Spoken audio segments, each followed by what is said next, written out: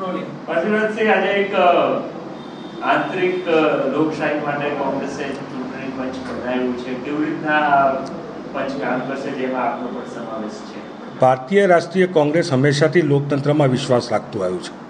એ all India Congress કમિટીની ચૂંટણી હોય કે પ્રદેશ કોંગ્રેસ સમિતિનો પ્રશ્ન હોય, આજે ગુજરાત પ્રદેશ કોંગ્રેસ સમિતિ દ્વારા આંતરિક લોકતાંત્રિક ચૂંટણી પંચની સ્થાપના કરવામાં આવી છે, જેમાં 5 સભ્યો છે, જે આવનારા સમયમાં જે ચૂંટાયેલી પાંખો છે તેના વિપક્ષના નેતા હોય અથવા તો સત્તાપક્ષના નેતા હોય એની ચૂંટણી કરાવી અને ચોક્કસપણે લોકતાંત્રિક ઢબે સ્પષ્ટપણે દરેક મતદાતાનો પોતાનો અભિપ્રાય જાણીને અને એ દિશામાં કામ કરવામાં આવશે.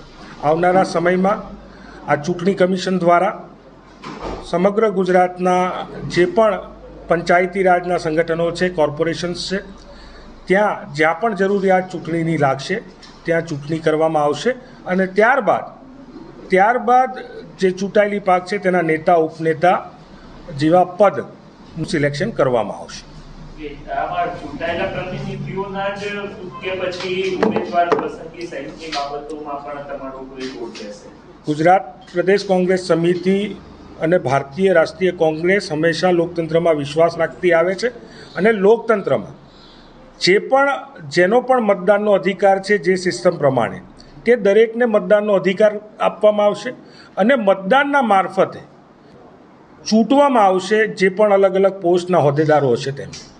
ધારો કે ઉદાહરણ તરીકે કોઈ મહાનગરપાલિકા મ્યુનિસિપલ કોર્પોરેશન છે, તો એના જે ચૂંટાયેલા કોંગ્રેસ પક્ષના કોર્પોરેટર્સ હશે તે લોકો નક્કી કરશે કે તેમનો વિપક્ષનો નેતા કોણ બનશે, લીડર ઓફ ઓપોઝિશન કોણ બનશે અને ઉપનેતા કોણ બનશે.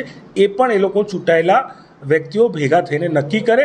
તેની એક પારદર્શક ટ્રાન્સપરન્ટ વ્યવસ્થા એ ગુજરાત પ્રદેશ કોંગ્રેસ સમિતિ દ્વારા ઊભી કરવામાં આવશે. આ કમિટીમાં કેટલાક વ્યક્તિઓ એટલા અનુભવી છે કે જેમને ચૂંટણી પંચના પણ અનુભવ છે, ચૂંટણીના પણ અનુભવ છે, પૂર્વ સાંસદ સભ્ય પણ છે. એટલે ચોક્કસપણે ગુજરાત પ્રદેશ કોંગ્રેસ સમિતિ દ્વારા એક ટ્રાન્સપરન્ટ પારદર્શક ચૂંટણી પ્રક્રિયા થઈ અને યોગ્ય લોકોને યોગ્ય હક લોકતાંત્રિક પ્રક્રિયાથી મળે તે પ્રકારની પરિસ્થિતિ અને તે પ્રકારની પ્રક્રિયા ઊભી કરવાનું કામ એ ગુજરાત પ્રદેશ કોંગ્રેસ કમિટીનું આંતરિક લોકતાંત્રિક ચૂંટણી પંચ કરશે. નિરીક્ષકો મોકલવાના તેની બધી પ્રથા બંધ પૂરી ના